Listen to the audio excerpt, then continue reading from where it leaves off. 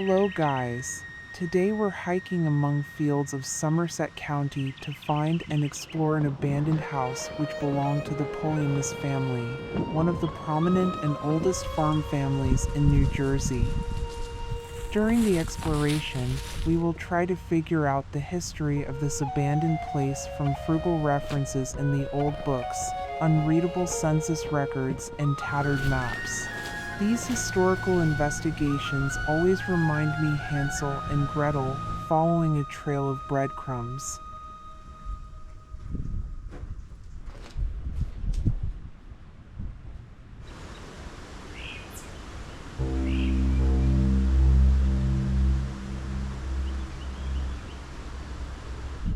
The Polhemus family of this township descended from Reverend Johannes Theodorus Polhemus, a Lutheran minister, who arrived in America by 1654 from Germany.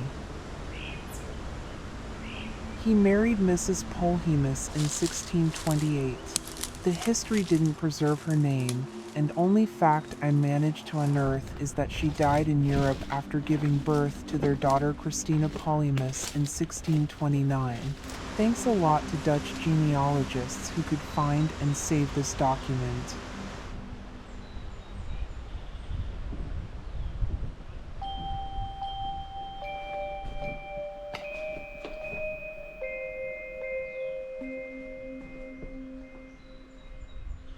Actually, Johannes Polhemus had a long and heroic biography.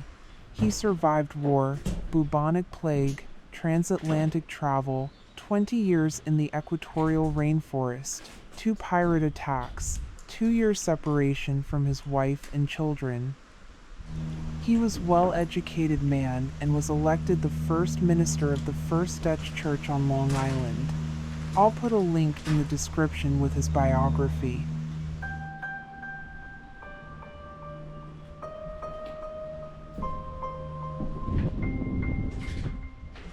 The second wife of Johannes was a Dutch woman, Catherine van Werven. She bore him a son Theodore in 1646.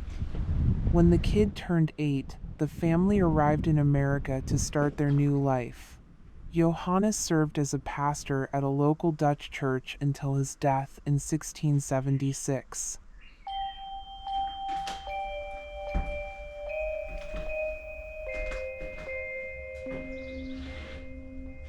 The following year their son, Theodore Polhemus, married Ertje Tanis Bogart. They were the parents of at least 3 sons and 6 daughters. He earned a living as a brewer, wheelwright, and cooper. He and his wife were members of the Reformed Protestant Dutch Church. As well, Theodore Polhemus was purchaser of Lot 6 in this tract of land, although the family had a permanent residence in Jamaica, Long Island. Have no idea why he did it. He sold off much of the lot at an early date. However, a portion of the lot adjoining Peter Wyckoff's land appears to have remained in the Polhemus family until 20th century. None of Theodore's children moved to New Jersey.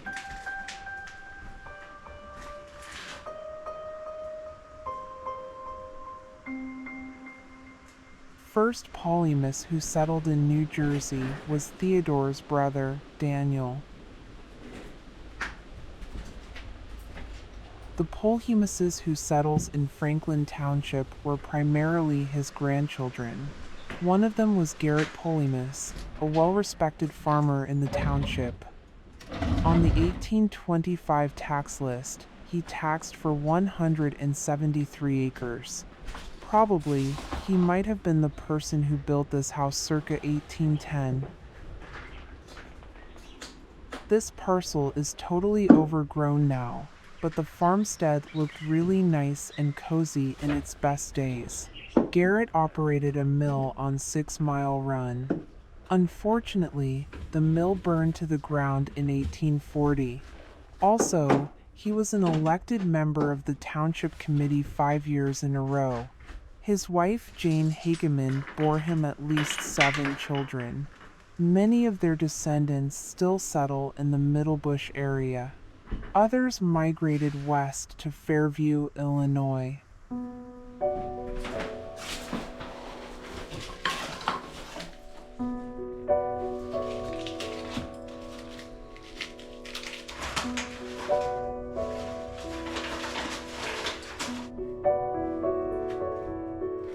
One of their sons was Henry Polhemius, whose name was mentioned on the 1850 map of the township. The Polhemius family was noted for its industry, skill, and success in agriculture, especially as grain and stock raisers. An agent of agricultural machinery who visited the Polhemius farm in the early days declared that this was the best cultivated and conducted of any within his knowledge. According to the 1850 census, the household consisted of the parents, 4 children, 2 seasonal workers, and 3 slaves.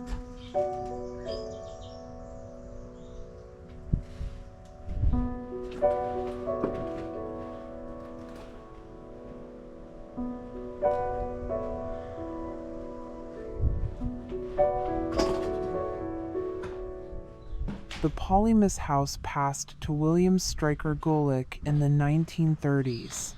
He was a farmer, a dairyman, and was elected the head of New Jersey Ayrshire Breeders Association. I managed to find his only photo in the group picture taken in 1934. He lived in this house with his wife Elizabeth and son. What was going on in the house between 1940 and 1969 is unclear. One unchecked source claims that the property was rented out in those years. However, it is reliably known that in the end of 1960s the property belonged to a partnership of 3 New Jersey families, Roth, Messina, and Santisi. Finally, the house was caught up by the fate of many farmhouses in the area, and those families were forced to sell the property to the federal government in 1969 to make a way for new reservoir construction. The project was rejected, but the farmhouse had stayed empty till the turn of centuries. According to old insurance receipts I found in the house, it was occupied by the Garman family in the early 2000s.